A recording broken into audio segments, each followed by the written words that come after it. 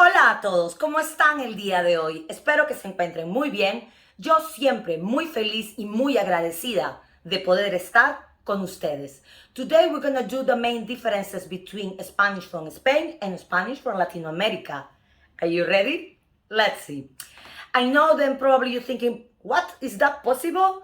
Because I know that when you embrace the word Latin America, there are so many countries, so many accents, dialects, sometimes different vocabulary within each country, within inside of the countries. So it's really wild to say like Spanish from Latin America. However, there are some main differences.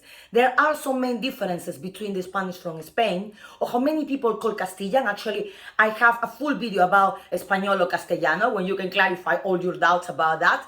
But this video is gonna focus on the most popular, okay, the most popular differences between what they call Spanish from Spain and Spanish from Latin America. We're gonna divide the video in 3 parts. The first part is we're gonna talk about the pronunciation.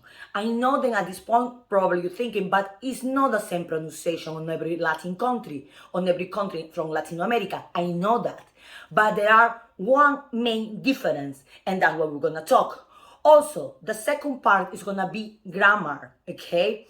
When me grammar, Spanish by RAE. RAE es la Real Academia de la Lengua Española. It recognizes Spanish as one language. What I'm saying is not like, oh, you speak Spanish from Spain, or you speak Mexican Spanish, or what Spanish you speak. I always say, well, I speak Peruvian, if you want to say. They say, what is that? It's Spanish, okay? It's Spanish, it's Castellano. It still recognize all the countries, the ones from Colombia, from Ecuador, from Mexico, from Venezuela, okay? It still recognize Spanish. Why? Because the grammatical structure of the language is still the same. Again, Spanish has been the second most popular language in the world, you know, after English. I don't say by number, I say second most popular language in the world after English. Of course, it has many dialects, it has vocabularies according to the region. The same happened in English. But let's focus on Spanish, okay? Again, the second part is gonna be one part of the grammar that actually is only used in Spain and not in Latin America. I'm gonna go there in a minute. And the last part, of course, we're gonna do the most common vocabulary, okay? When it's the differences between like Spanish from Spain and the Spanish from Latin America. So let's start it. Let's start it with the pronunciation. One of the most popular differences when we talk about Spanish from Spain is the sound of the Z, the sound of the C. These two sound, obviously, the C when it sounds like Z, not when it sounds like a K, you know? So when the C sounds like Z, they sound like, okay? So for example, zapato, o cielo, o Barcelona, okay? So in Spain, the Z, the C have the same sound, okay, when you pronounce it, and it's different than the S. Now, why I mention about the S? Because in Latin America, and that is actually everywhere in Latin America, that is why I pointed as a main difference, is that we do not pronounce the difference between the C and the Z. So for us, instead of cielo, it will be cielo. It will sound like S. So basically, Z, C, and S, in Spanish from Latin America, it sounds like S. So it's cielo, Barcelona, zapato. Okay, for example, is this word and people tend to get confused on the spelling, like caza and casa. Okay, caza is like to hunt, but it's with a Z. So in Spain they will say caza, okay, and casa is a house, but in Latin America we pronounce both of them exactly the same, casa, casa. Okay, again, if you just probably been used to with European Spanish, at the point that you say, oh, that sounds difficult, but trust me, it's not. It's basically just one sound. They all sound S, C, Z, and S. Okay, now I actually have a other video when it's about pronunciation, when I go more in deep into that. This is very general. Okay, the second part that I'm gonna talk is about, and this is in grammar, the personal pronouns. As you know, Spanish have, not like in English, you just have you for singular or you for plural. In Spanish, and the singular is tú or usted. I know that many people say vos. However, here in the channel, we really do not focus on vos. we always work on tú and usted, okay? And the plural, it will be vosotros and vosotras as a informal way, and ustedes as a polite way. Again, that is only, and listen to that, in Spain. I see even some tutorials where people actually pointing out that it's always ustedes as a you plural formal. And that is correct, of course, in Spain. In Spain, they use both. They use vosotros and vosotras as an informal situation and ustedes as a polite situation. Now, so what is different with Latin America? Then in Latin America, vosotros and vosotras does not exist. Exists when we study, when we go to school, when we actually do grammar, we talk about vosotros and vosotras. But in our speak, we never use vosotros and vosotras. When we refer as you all, as you plural, we always gonna say ustedes. Oh, because you're super polite. No, it's not because we're polite or unpolite. It's just the only way to express the you plural in Spanish. Okay? I mean in Latin America. So that's another main difference between like Spanish from Spain and Spanish from Latin America. And people, so what is that? In Mexico, Argentina, everywhere. Everywhere is ustedes, ustedes, ustedes, ustedes. As you all, as you plural. Now, the last one, probably your favorite, vocabulary. Okay, so I actually summarize, I know it's many of them, but the 10 most popular, okay, ones. So now and then I'm gonna have to go and revise because I don't have all of my memory. But we're gonna start with the first one, what is coche. Coche is a car, okay, in Spain. However, in Latin America, we tend to use more, in most countries, carro or auto.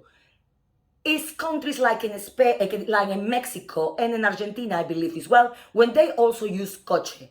But in the rest of Latin America, will be most of the time carro. They will refer as a car as carro or auto. The second one is piso. In Spain, they will refer more as piso or an apartment, apartamento, what it means a flat, okay? In Latin America, we actually do not use the word piso. We would say departamento, or sometimes we can say in some countries apartamento, but departamento is way more popular. The other one is ordenador. Ordenador, what is a computer, okay? In Spain will be ordenador. When I came here, I mean, I'm not European, I'm South American, I'm Peruvian. But when I came here, I was speaking sometime, I mean, once upon a time, a billion years ago, I was speaking with Spanish friends and they were referring ordenador, ordenador. I was like, yeah, but what is ordenador? Okay, ordenador is what we call in Latin America, computadora o computador. Computadora, computador, computer. But in Spanish from Spain is ordenador. Another popular one is mobile. Mobile in Spanish from Spain is móvil. And in Spanish from Latin America is most of the time celular. Okay? Teléfono celular or celular, like cell phone or your cell. You know, very similar actually to like US English. Okay, another one, and this is a very, very popular one. What is patata? Patata is potato in Spain, but only in Spain. In the rest of Latin America, we refer as papa. Papa without an accent mark, of course, okay? Papa is actually the original indigenous name from this food, for this food element. Then was founded in South America when the Spanish arrived there. So for us, we haven't changed the name since back then. And it's been spread all around Latin America as papa, okay? But in Spain, again, is patata. Now, the other one, let me see. Okay, bolígrafo. Bolígrafo, what is a pen? Okay, so bolígrafo, boli. In Latin America, we more tend to say pluma or lapicero, lapicera. Okay, that is another way. There's another form. Another one is nevera. Nevera is used in Spain. What is a fridge? Most of the time in Latin America, we say refrigerador o refrigeradora. Okay, so another one, let me check. Oh yeah, this is my favorite one. This is zumo, or as in Spain, they will say zumo. Okay, that is juiced. And in Latin America, we say jugo. Okay, zumo or sumo and jugo in Latin America. another one, and this is actually a verb. Now, the verb is understood for both countries, okay? From everywhere who speak Spanish. However, coger, what is to pick up, to catch, okay, is used a lot more in Spain to refer like to catch something, to pick something, coger. And in Latin America, we tend more to say like agarrar o tomar, okay? Both I still understand the meaning of the verbs. Of course, it's a verb, what is the same everywhere, but what is more popular, coger in Spain. What is more popular, tomar, agarrar, and Latin America. And the last one is gonna be what is mean cool, but not cool as cool, like you are cool, but in Spain it's very popular to say guay.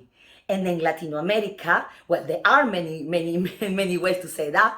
Probably the most common one, what is everywhere, is genial, what is also popular in Spain. Guay, genial. In Latin America, we can say genial, chévere, bacán, bacano. Okay? I don't know if you already knew about these main popular differences between the Spanish from Spain and Latin America. I hope that this video helped you. Maybe will be a second video when we give you more examples. Okay, let us know in the comment what is your opinion about the video, if you know more expressions, if you have more doubts. If you like the video, help us with a like, subscribe to our channel, and with me will be until our next video. Ciao, ciao, adios.